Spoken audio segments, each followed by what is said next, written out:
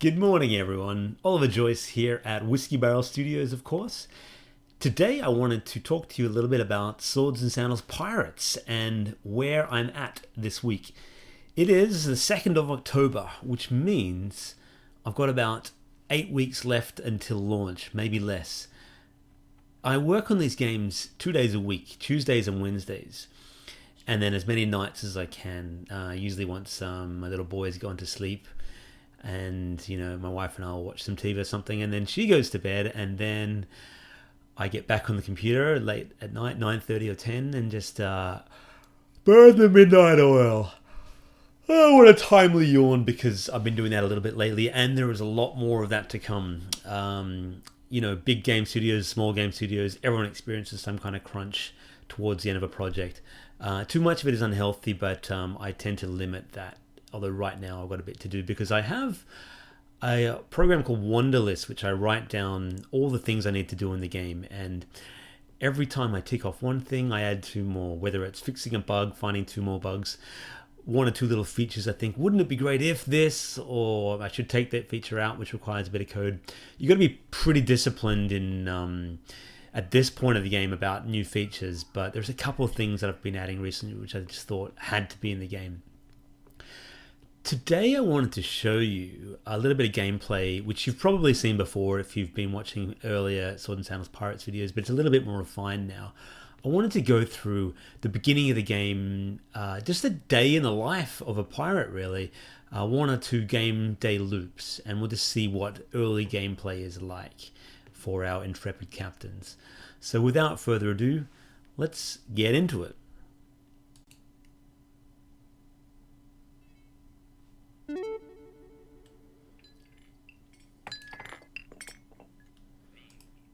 Grand adventures await. Alright, here we are, Swords and Sandals Pirates, alpha version. We'll start a new game.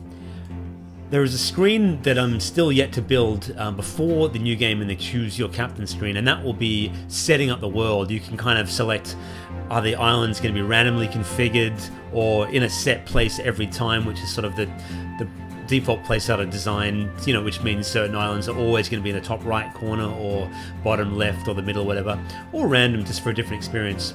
You'll be able to choose the general power of your opponents, whether there are sea monsters in the game, whether the weather should be, clement or inclement, or or hostile, whatever, that kind of thing. I haven't worked out exactly what conditions are going to be in the game, but that will be coming towards the end of the project. For now, let's choose a captain. Who do you want to go with?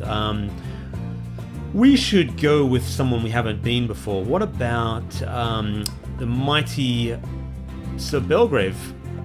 Yeah, we'll go with him. I can't remember if I used him in a previous video, but we're going to go with him now.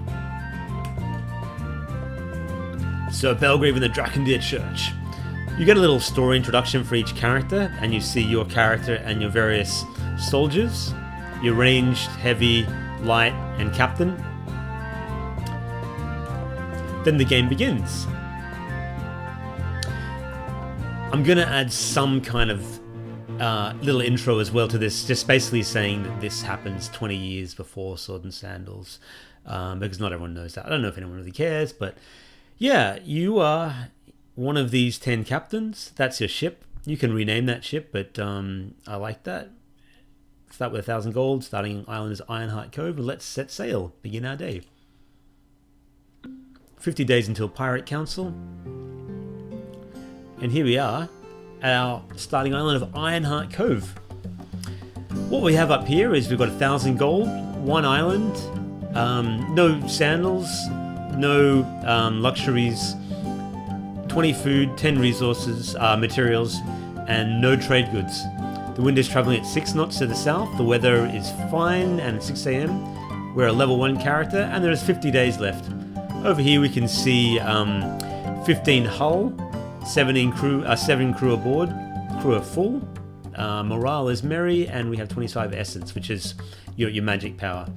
When you arrive on an island, you see some stats which just basically tell you, this island belongs to you, how much gold it brings in per day. The amount of gold an island brings in basically comes down to how much you've improved. The more buildings you add to an island, the more gold you'll have. We have not explored this island's secrets yet, so what we're going to do is we're going to visit the tribe they're neutral with this because we already own this island. If you go to a new island, you'll have to basically deal with the natives in a different way. If you improve relations with the natives, some other good things will happen, which I haven't quite put in the game yet.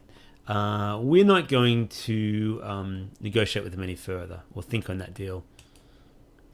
Now, we can also gather resources to add to our pile. Let's try gathering some resources, try that out.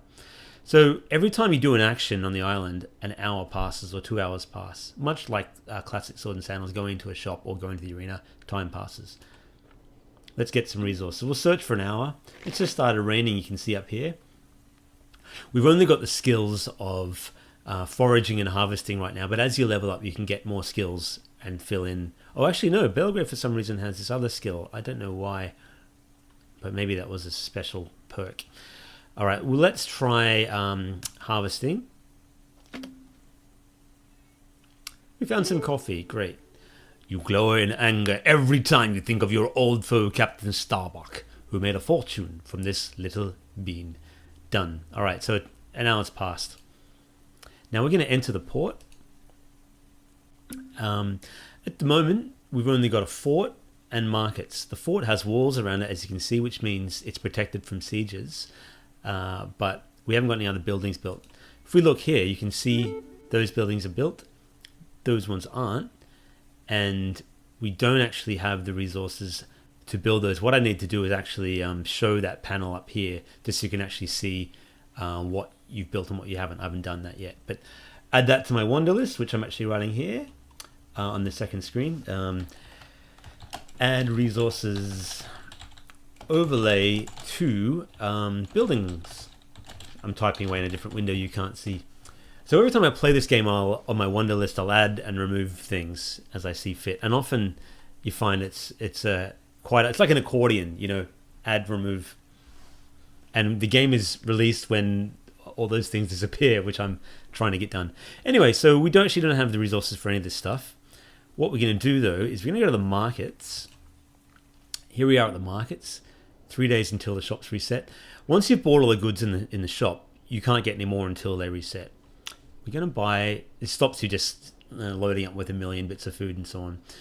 We're going to get some food. We'll buy 10, 20, 30, 40 units of food. And happy with that. You can see there's 60 food left in stock. We're going to get some materials as well. That little Mario sound I'm meaning to change. I'll probably change that today because it's not really... it was something I put in earlier and it doesn't really fit with the rest of the game. We can also sell stuff if we want, but we don't need to. Let's head to the fort. In the fort, you can see we have 7 crew already, but if we had space, we could fill it with soldiers. There are 35 looking for work. You tap their portrait to add them to the crew. What's new in this latest build is I've added a panel to upgrade your troops. And by upgrading them, you make them more powerful. So we can't afford it right now if I click that. Don't have the gold to upgrade.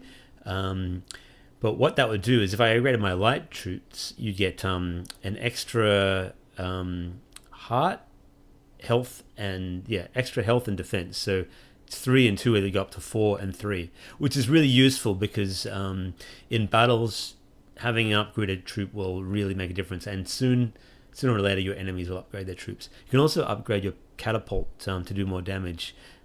It starts off throwing boulders and it ends up throwing, bubonic plague and cows and stuff like that. All right. So leave port. There's nothing else we can really do here because we don't have enough money to buy anything or build anything else. We'll begin our day. We could go on an adventure as well. Let's try that. Ironheart Cove is bleak, dark, and miserable. There's a guy trapped in some stocks. You're not really sure why. He looks at you helplessly. His name is Brian Barnacle. No one remembers what his crime was, even though he's been locked up for a fortnight. There are adventures for every island in the game, and that each one has a portrait that I drew myself, and little choose your own adventure style stories. So we pay the man's bill. Well, let's buy some tomatoes to throw it in. That's a bit of fun. Much like the old Swords and Sandals, you've got to roll this 20-sided die. If you get 10 or above, you will rescue him. Or we have a successful adventure. Very good. We We pay a smelly old crone 20 gold through some tomatoes. Yeah, so we got some tomatoes out of that. 40 tomatoes. That's actually quite a lot of food. It's great. Now we're stocked up on food. In earlier times, royal chefs cooked tomato stems instead of the fruit. Mass poisoning at 100-year ban on tomatoes ensued. That's actually a true story from medieval Europe. I found that out and I added it to my Sword and Sandals world. And there's a tomato as drawn by me. All right, it's time to get off and head to sea. Well, lots of ships around here. That island belongs to Antares, and this one belongs to an enemy of ours, Marie Dupont. So we could request entry if we wished. We don't have the resources to do that. We're not going to accept that deal. If we don't accept it, we got to go back to sea. We don't have the resources anyway. What we could actually try and do is attack them. Oh, okay, so this is a bug, because you're supposed to fight their troops, but instead we're fighting a local tribe. I need to fix that. So I gotta add that to my when attacking port, show army instead of natives. Always this happens. Alright, you may have seen land battles before, but we have 6 troops and us versus... We're outnumbered, that's for sure. Let's fire upon their heavy troops, or their light troops. Kill one of them. Oh, they took down our ranged troops. Send out heavy artillery in. Lost one. Oh, this isn't good going well for us. Let's flee the battle.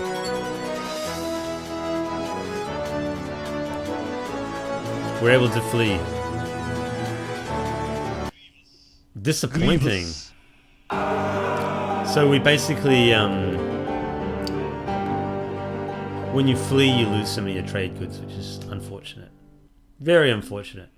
The ocean So let's head off to sea. again. It's 5 p.m. now. We could attack this ship if we wished. This is a ship owned by Arglax, and you have a little discussion with them, depending on if you're at war or not. We're at war with Arglax at the moment. Usually you'll start off neutral, and I haven't quite put that into the game yet, but you will actually be neutral with everyone in the beginning, and then depending on your actions you become either at war or at peace with them. So gotta add that to my list. Start off neutral with all factions.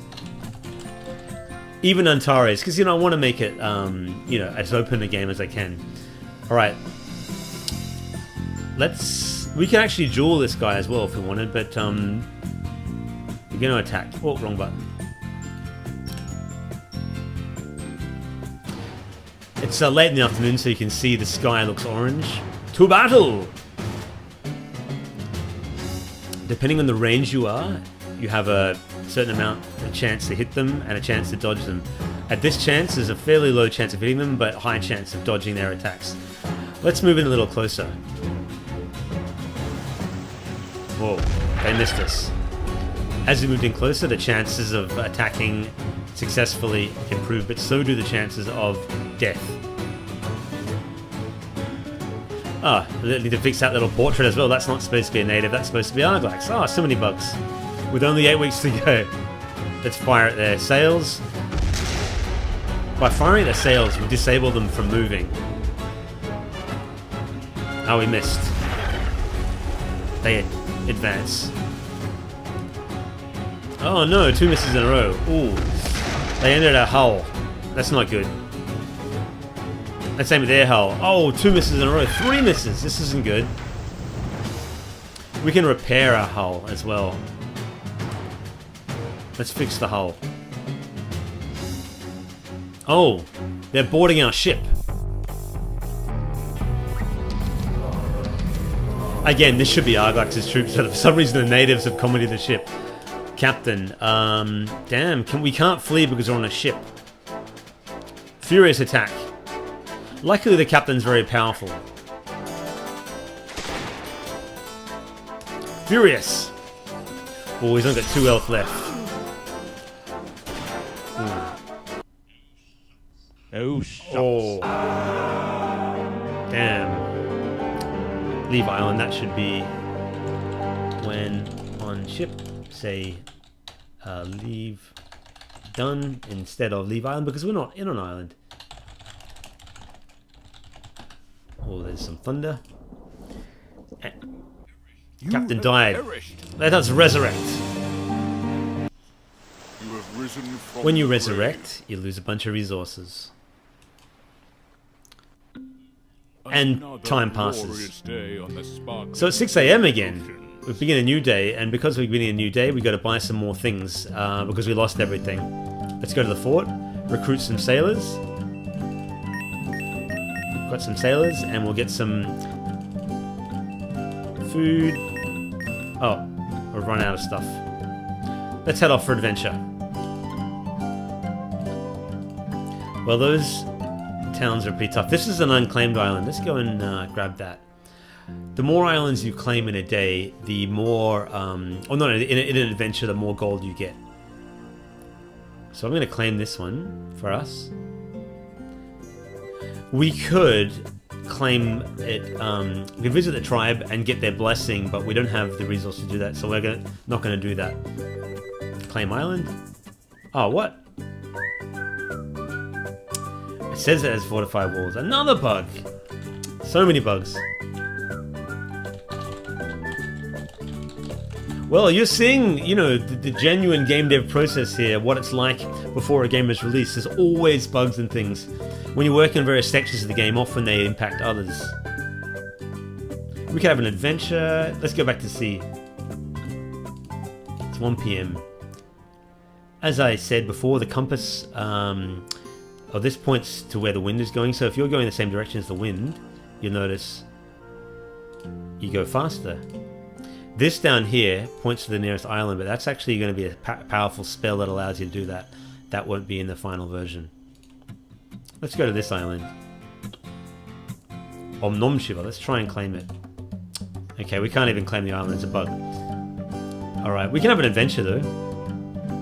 Temple of the Doomed. Very much like classic Indiana Jones. It belongs in a museum. I got a bad feeling about this. Let's leave it. Okay, we left it. Huzzah! Alright, so, cool, we got some new crew.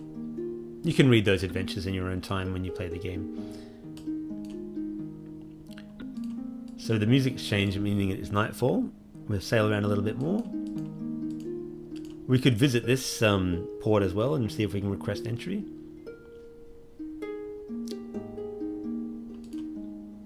Don't have the resources. We could also lay siege to the island if we wished, if we had the resources. No, can't do it. 10 p.m, so it's almost nightfall. And I wanted to show you this, what happens at the end of the day, which you may not have seen in any of my videos. I love the peaceful music. It's from Adrian Galassi, my dear friend and composer from Brazil. Night falls and the world goes quiet and still. So for whatever you do in the game, you get some experience. So we traveled a certain amount. We've got 2 islands, gain some experience. I'm going to increase that so you at least level up after your first day, because I feel like it's only fair. How much income from your islands, you have to pay some gold. And at the end of the day, you can actually boost the troops' morale if you wish, because not so much after one day, but after a few days at sea, the troops get a little restless. Let's boost some morale. So you can either make them walk the plank, you lose one of the crew, give them an extra day pay if you've got the money for it, a round of grog, or a sea shanty. Let's just try a sea shanty for fun. Hey! Hey! All right, there you go. I knew a man called Anti-Midas who sailed a leaky ship. Everything he touched would turn from gold to shit. Doesn't really rhyme that well, but the cadence isn't on. But there's lots of little sea shanties and things in this game, and they're going to appear also in sea battles. You'll see that little text bubble appear above the ship every now and again while it's cruising a sea shanty. Alright, so morale has been boosted by 5. We're still a bit restless. And then the next day begins. For some reason, there's a bug where I'm paying the crew twice. Not a good bug, it's something I'm going to fix. But yeah, there we are. We could go into this whirlpool if we want. See what happens. Whoa! Oh, they're mutinous. The crew are... Let's see what happens if we get a mutiny. Oh, it's getting stormy as well. This isn't good. I bet they mutiny against us. Storm's coming in. Alright, mutiny. Oh. We survived the mutiny. Alright, anyway, it's time to end that. Actually, what I wanted to show you is also just the leaders. Here's where we stand right now. We're in last place with 19 gold. Everyone else hasn't spent anything because I haven't put any enemy AI in the game yet, but that's what's coming today. I'm going to start working on that. Alright. There we are. A day in the life of a pirate. As you can see, there are still a ton of things to work out and refine. Lots of bugs still appearing even now, but we're getting there. I have a lot of fun playing it even at this point, and I'm looking forward to you guys and girls enjoying your Swords and Sandals pirate adventure in the next few months. Alright everybody, thank you for watching, and there'll be another dev video soon. Alright, cheers. Bye for now.